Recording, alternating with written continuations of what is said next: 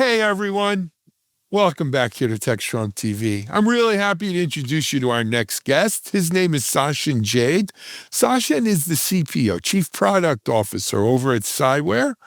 And let's welcome him to Techstrong TV. Sashin, great to have you on. Thanks for joining us. Awesome, Alan. Great to be here. Thank you for having me. My pleasure. So, Sashin, before we jump into Cyware and what we want to talk about today, let's talk a little bit, give our listeners a sense of who they're listening to here. I mentioned you're the Chief Product Officer at Cyware, but how did you get to this role? Oh, yeah. Thank you. First of all, again, thanks for having me here. So, always been a, tech guy in one way, shape, or form. About 15, 18 years ago or so, I started looking at cybersecurity in a different lens, which is in the risk space, which is, enterprises typically used to have, especially the financial services with in a space. You have 8 or 9 different constituents coming from all the assets all the way to the investors. And in between these 8 or 9 players, you have so many things going around. And so your risk exposure just increases significantly. So 2006, 2007, I started building my first firm, which was in the risk and cybersecurity space. And the whole notion of that was this concept called security value at risk, which is, when certain things happen in a security event, what is your value at risk? It could be because of your brand getting, unfortunately hit, your credentials getting compromised and that getting hit, you're getting ransomwares and all of those things.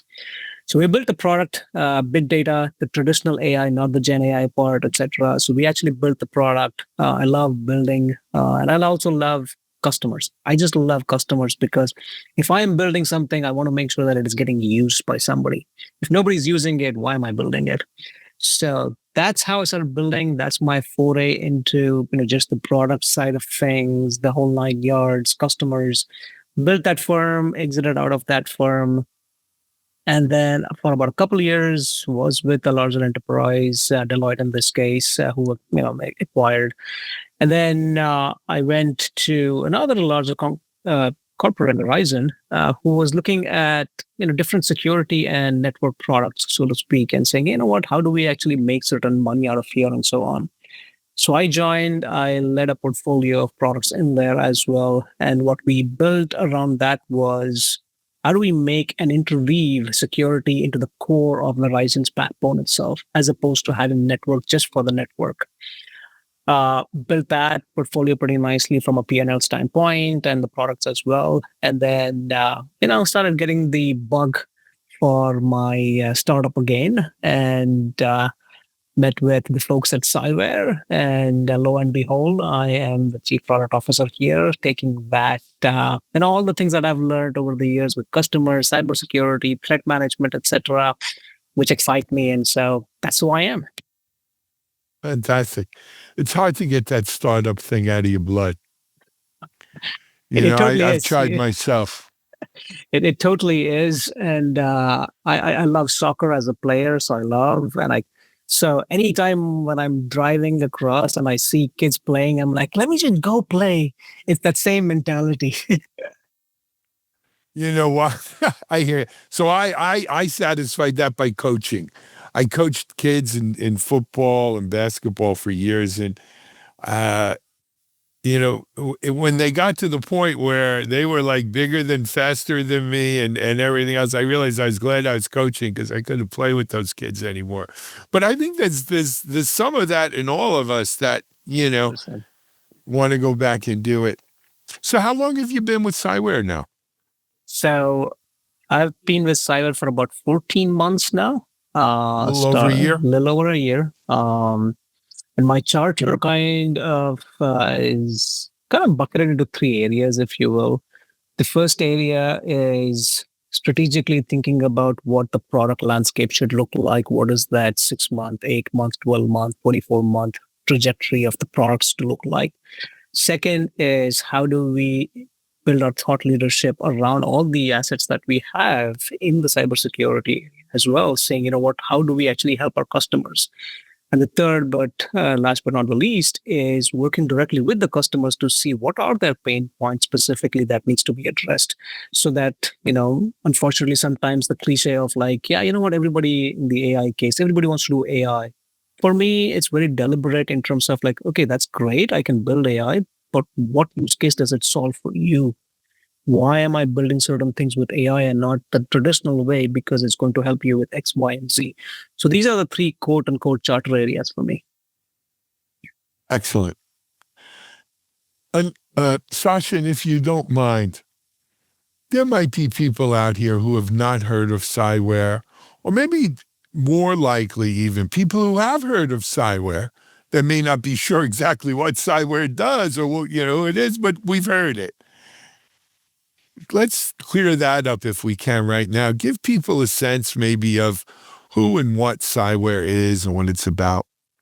Sure. In 30 seconds, Cyware is about operationalizing threat intelligence.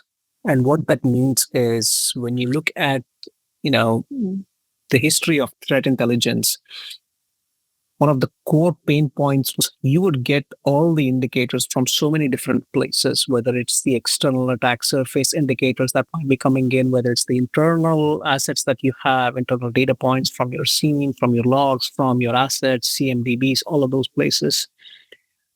Most SOC analysts, CTI teams, etc., have a challenge of operationalizing it. And what I mean by that is what is the signal here? What is the noise when it comes to threat data? Second is what is relevant for me? Yeah, there could be threat vectors, but what is relevant for me? And the last but not the least is once you've given me the actionable threat and the relevancy, what do I do with it? Do I block certain things? Do I patch certain things? Do I take certain other elements to it?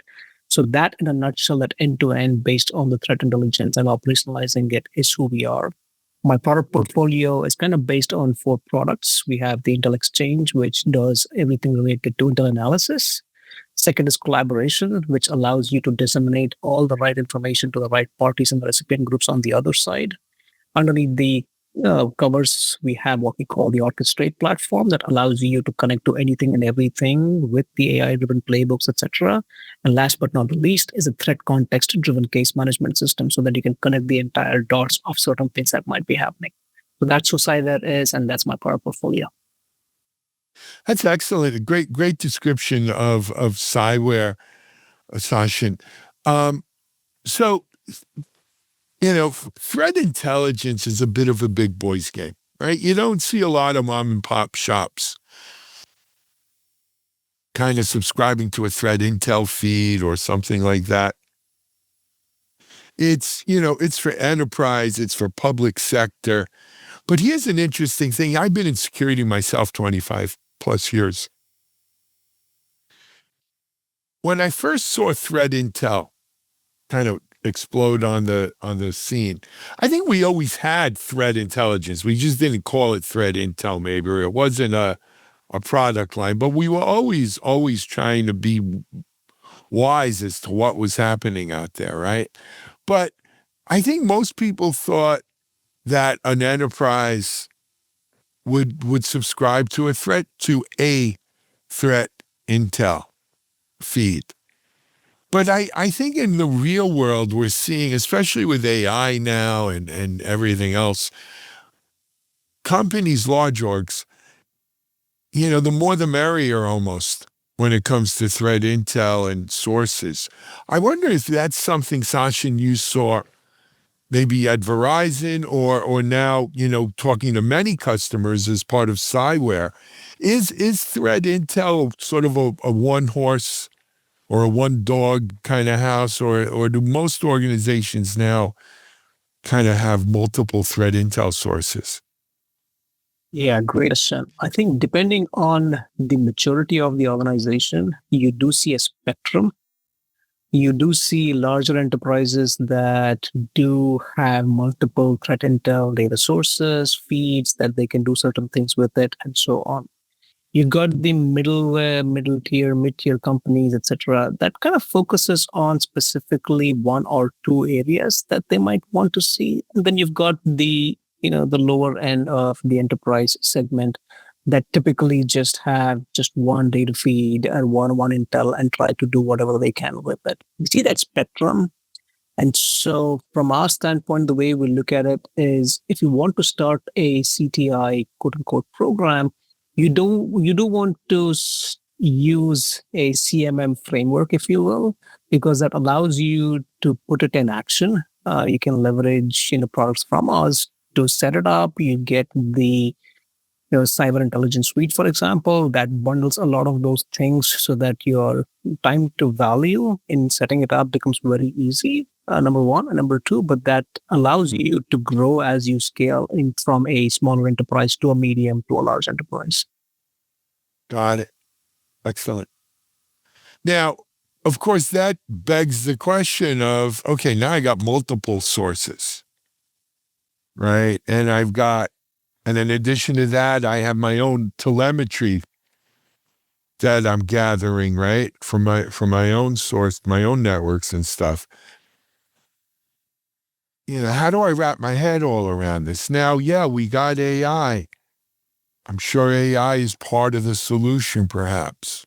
Perhaps. Maybe it adds more to the problem than the solution at first, but hopefully eventually it helps. But like everything else we're doing in technology today, AI is having its say in there, its impact in there. Right? A lot of times we use the word modernization and it covers up a lot of sins. But, we are certainly modernizing how we take in multiple data sources like this, validate them, share them across the organization, and then translate that to response. Right? And I would got to imagine that this is a big part of Cyware's business today. Yeah. One of Cyware's strength is understanding these multiple different sources that do come in, understanding the correlation between it. So the entire whole 9 yards of a threat event data lifecycle, which leads to normalization, deduplication, understanding what is relevant to you from a risk scoring standpoint, what is the high priority that you as an analyst should be working with, etc. That is a huge strength around it. And then when you have capabilities from our partners such as Microsoft, etc., where you can now not only leverage our data, but in a bidirectional capacity, leverage certain things that might be happening in their product as well and get it back to us so that our product can take the effective decision around it. Case in point being, let's say there is an alert that happened and has been shown in the Microsoft Sentinel system, etc. Now that can be now contextualized and correlated, leveraging external threat data that our platform might be seeing. And because of that, we can send an enriched data back to Sentinel for an alert system, etc. And when their AI or our AI now enhances it based on the context that they see as well, now downstream from there, most of the other players can take advantage of that. So now not only have you leveraged the data that's coming from multiple different sources, but you have enhanced it, enriched it, and allowed the contextualization for somebody else to take a particular decision around it. I kind of put the analogy that I was talking to on another podcast, the Microsoft team. It's that whole team of teams process, which is you need to have the data to be shared across, but contextually, the decisions that a particular team takes might be very different than the other team. But they need to know the data that everybody else is also aware of. That's how we also operate. Excellent. Very cool.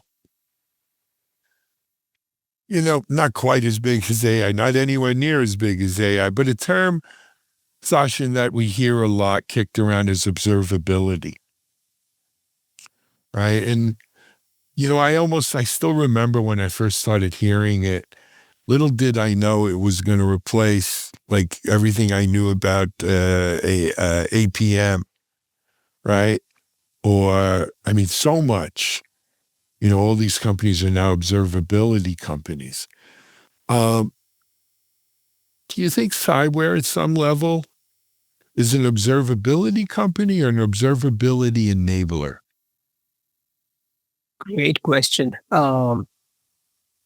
So there are vantage points and two lenses around it. In particular areas, we observe what might be happening within the actual asset. And I'll give a use case, for example. Let's say there's a compromised credential that's been happening. And unfortunately, we heard that, earlier this week as well with respect to the number of passwords that got leaked and so on. And when compromised credentials happen, you not only need to observe, but then you need to enable actioning on that observability. So in this particular case, we kind of do both because we actually take a look at, certain compromised credentials that might be happening. We actually get the information appropriately around it, and then we enable the identity access management systems to take action against it, which is maybe quarantining the compromised credential or changing or resetting the password and so on. And in the other areas, what we typically do is we will be enabling the observability platforms themselves, saying, "Hey, have you gone and looked at, like, say, for example, Microsoft Team systems, or have you gone and looked at the asset database CMDBs to see what applications are there that needs to be monitored as well?" So we kind of we kind of play both roles depending on where the context lies. The essence is still to make sure that the context and the data for the actioning is relevant. In the compromised credential example, sometimes when you're buying certain things off of Telegram channels and so on the compromised credentials packet, 60% of them are not even your users. It's a mechanism for the Telegram folks to make money, the nefarious actors to make money on the Telegram channels. But 60% of them are not even new users. So validating that, making sure that the signal is really crisp for you as an enterprise to actually take action against it is what our sweet spot becomes. So it's the observability and then enabling the action around it. I love it. So, Sashin, Cyware recently had some news releases, some noteworthy information. If you wouldn't mind, while we got you here, I don't want to turn you into a PR news person, but you got to do what you got to do. Share with us maybe some news coming out of Cyware. Sure, yeah. We just announced we were part of the Microsoft Intelligence Security Association, which is a really good honor for us. But then expanding on that, what the Microsoft team and ourselves as well, what we kept looking was this need for a bidirectionality in how the threat intelligence is used, evolved, enriched, and then shared.